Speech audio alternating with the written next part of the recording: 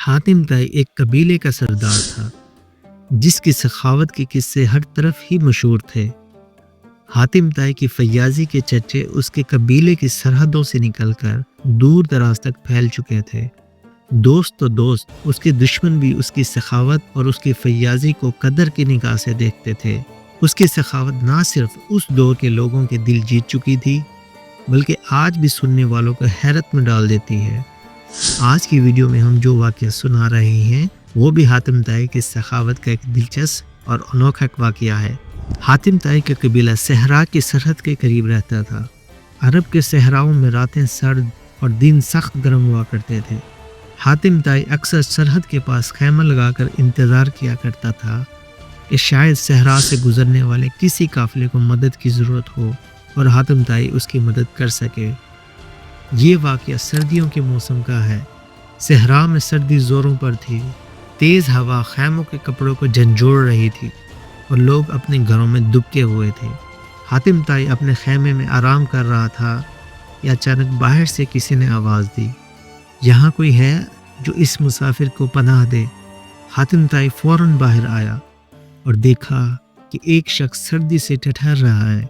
इसके कपड़े बोसीदा थे और इसका चेहरा भूख और थकन से निढाल नजर आ रहा था। हातिम ताई ने इसे अपने खैमे में बुलाया, इसे गर्म चादर दी और इसके लिए खाने का बंदोबस्त करने का हुक्म दिया। मुसाफिर को यकीन नहीं आ रहा था कि एक अजनबी उसका इतना ख्याल रख रहा है। थोड़ी देर में उसके लिए बेहतरीन खाना लाया गया और वो मुसाफिर नदीदों की तरह खाने पर टूट पड़ा। उसके अंदाज से ऐसा लग रहा था कि जैसे उसे खाना खाए एक अरसा ही हो गया। अभी ये मुसाफिर खाने से फारिग भी नहीं हुआ था कि हातिम ताई के खैमे के करीब कुछ और मुसाफिर आ पहुँचे। वो भी सर्दी और भूख से परेशान थे। हातिम ताई ने अपने खादिम से कहा, इन सब के लिए भी खाने का इंतज़ाम करो। खादिम ने हातिम ताई के कान में आकर सरगोशी में कहा, सरदार, हमारे पास खुराक महदूद है जो इन सब लोगों के लिए काफ़ी नहीं है।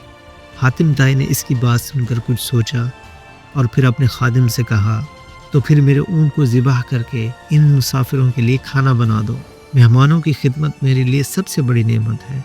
हातिम ताई का ज़ाती ऊँट सफ़र के लिए निहायत ज़रूरी था, लेकिन हातिम ताई के नज़दीक मेहमानों की खिदमत और उनकी भूख मिटाना अपने ऊँट से ज़्यादा अहम था। चुनाचे इसके हुक्म पर खादिम ने ऊँट ज़िबाह किया और इन सब मुसाफिरों के लिए खाना पकाना शुरू कर दिया और जल्द ही वो सब मेहमान गर्म खाने से लुत्फ़ अंदोज़ हो रहे थे।